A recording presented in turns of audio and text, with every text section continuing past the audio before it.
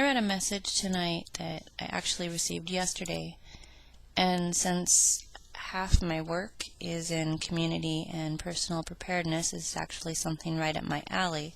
So I wanted to address it and actually even just go beyond a bit. I don't claim to be an expert, but if anything I can say might help somebody else, then I'm going to put it out there. This is the note which I received. Excellent points regarding being a beacon point.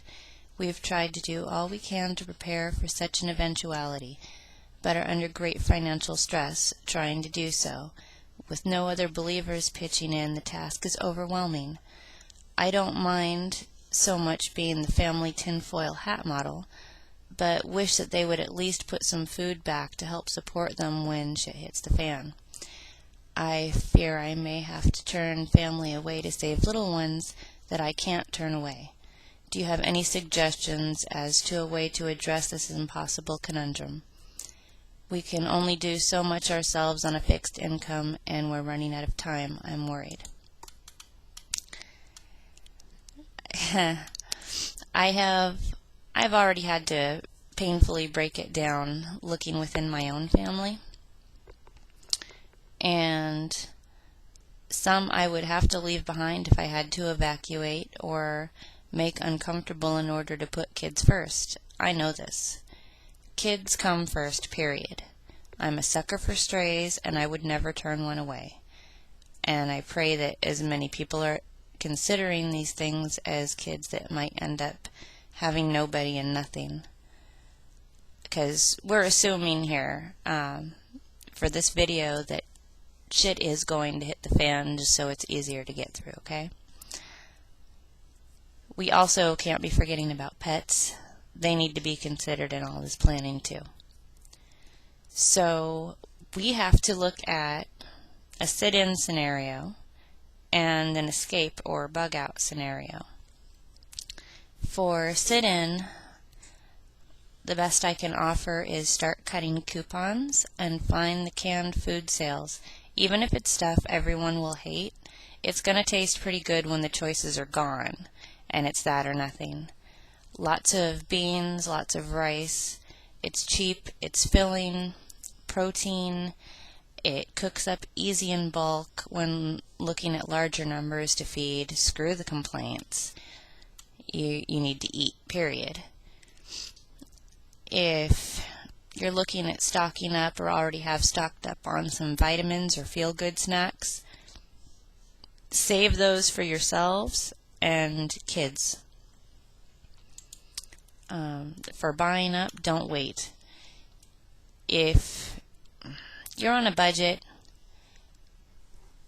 even if you're on a budget, a lot of people tend to buy a DVD every paycheck, or drive around a lot unnecessarily, take the kids to Chuck E. Cheese, pay too much for cable that you don't really watch because the truth isn't on there. Wherever you spend your money on fun or unnecessary stuff, stop. Stop for 2.5 months, assuming that we have that. Every penny of that should go towards preparing during that time. Obviously, rationing is going to be involved too. You make sure that you're in charge of that you have rules on how that is handled, and make sure you're also prepared to defend what you have from family members as well as outsiders. Rules and consequences will have to be addressed and laid down from the word go. Write rules down. Write a list in a notebook and put that notebook in your bug out bag or wherever you need to, so that if shit hits the fan, you already have them. You already have your own little protocol of how things are going to go. You are going to have to be the one in charge. You run the show. You make sure they understand that. Also, plan out jobs for each of them. They're probably not going to be contributing any food to your stockpiles or anything like that. You're right. And I'll elaborate on that just a little bit more in a minute. But, so help me, My sister can go wander in the woods for a night if she pulls any of her lazy, whiny crap. This is going to be about priorities, and we'll probably all taste handing out some tough love to family members. Now, in an escape scenario, things would of course be a bit more complicated, which is why you can't ignore preparing for that too. Personally, I've woken up at least a few people in my family, enough that they would come with me willingly, without question, should shit hit the fan. My sister, if I had time, I would drive to her place with a big roll of duct tape, and with help from those with me, toss her into the trunk or drag her by the ankles on horseback, just to save her kids. Because she is the queen of Doritos and American Idol loving zombies. But I will do what I have to for her kids.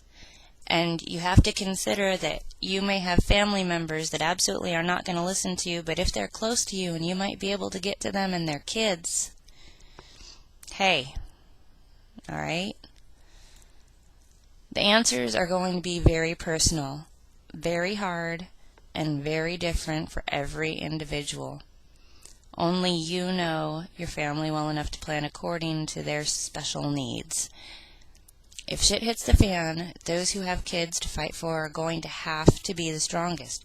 Put away your fears and comfort zones right now. And I mean right now. Don't wait for it to happen. Throw it out right now and start living that way. That's just how it is. Accept it, or your kids will be the ones who suffer for it later. And that's just a good life rule in general, whether stuff is happening or not. Food, water, and responsibilities are going to be the priority issues outside of reaching and maintaining a safe location. If it turns into a potential worst-case scenario event where, hey, your home is gone. Food on the run for that many, you can't just plan for and bring it along with you. So make sure that you have the ability to hunt in order to avoid potential skirmishes at scavenging locations. You don't want to be running into a grocery store and fighting. How many people are going to be scavenging the grocery store for their families, and it could turn into a fight. It could turn into ugly stuff real fast. These are all things that you're going to have to consider. So, when making or rearranging your plans for your family, figure out who is good at what and accommodate that skill in your packing if you can, so they won't just be worthless eaters. I know that if this all goes down, I'm going to be looked to for the simplest of directions from my family. I'm going to have to be the one saying, you go cut wood. Here's a hatchet that I'm going to have to provide. You go start slicing meat off that deer over there and, just figure it out. Try to cut away from yourself and cut close to the bone. Get over the U factor with the blood, or I'll have somebody else do it and you won't eat. Here's a knife that I'm going to have to provide. You're going to have to write it out in crayon for them and treat them like obnoxious children in some cases. But plan now to make them pull their own weight, because we can't let kids suffer their stubbornness, their idiocy, their selfishness. We can't be having that. They're old enough to know better, and they were given the chance by you. If they weren't given the chance, you better be giving them the chance to prepare. Most have chosen not to listen. If shit hits the fan, you will be forced to make them listen or devise consequences that you can't be afraid to follow through with.